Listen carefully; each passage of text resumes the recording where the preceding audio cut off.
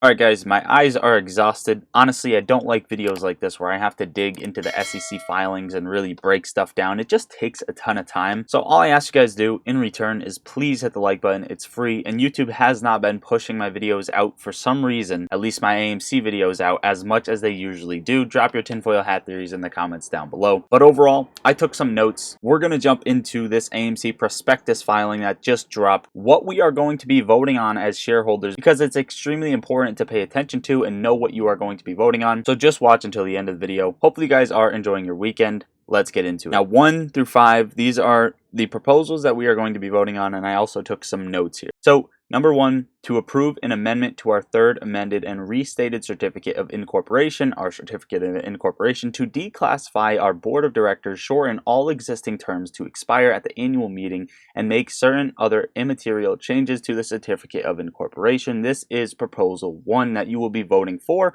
or against. Now I'd like to mention and let you guys know that the board already unanimously voted for all of the proposals, just like they did when APE was issued. I just want to put that out there and let you know that ahead of time.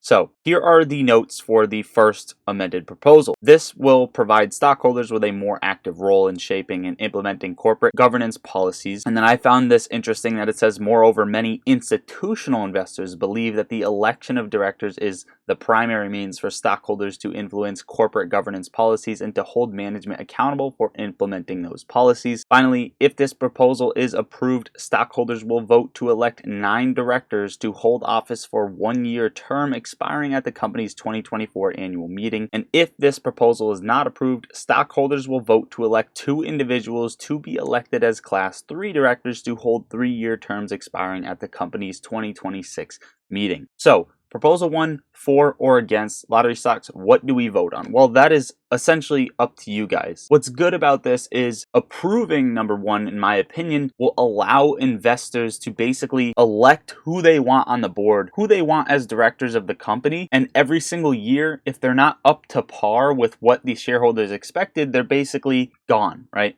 So I do like this one, and if it's not approved, if you want to go against it, you are still going to be voting 2 individuals to be elected as Class 3 directors to hold 3-year terms expiring at the company's 2026 meeting instead of the 2024 meeting. So not a crazy difference, but I personally think, as of right now, at least voting for. Now, I want to put out there that if I missed something within the prospectus, please let me know in the comments down below if you dug into the filing.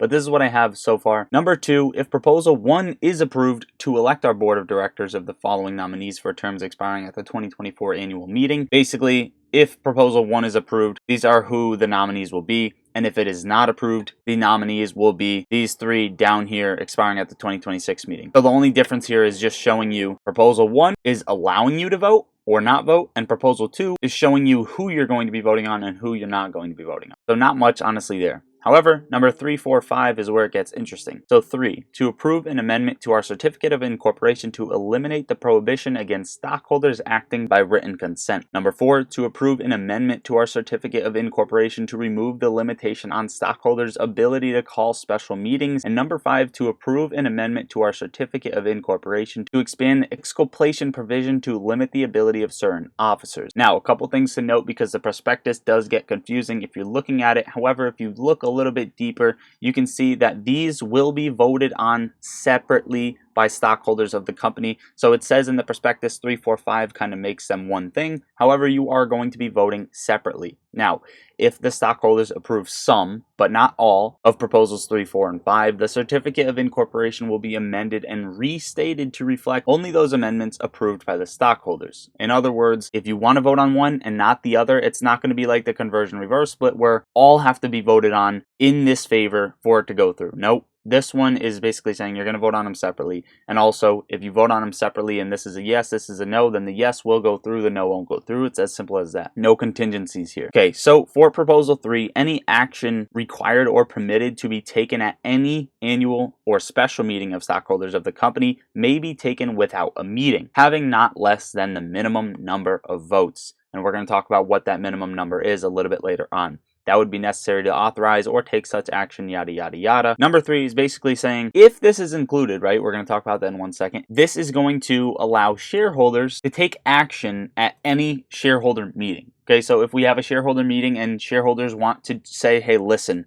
we want this dude kicked off the board, or, we want a share count or whatever, if this is voted in favor with the percentages that is required, which we're going to talk about, then that can happen at any given shareholder meeting. However, having not less than the minimum number of votes, so otherwise it won't happen, and we're going to talk about what that number is. And then you go down the line and it says, however, must be called at basically a reasonably called annual special meeting. It's not going to be like, oh, this problem just came up and the meeting is 2 days away, so we're going to bring this problem up. That's not going to happen. Now, these voting limitations prohibiting stockholder action by written consent may also have the effect of providing anti-takeover protection of the company. So this little paragraph included is potentially part of Proposal 3, but you can vote to keep it or not, kind of acting as a anti-takeover protection of the company. So essentially that's up to you, and 4 and 5 kind of go along with that. Number 4, allowing stockholders to call a special meeting and providing for certain procedures in connection with such action will become effective.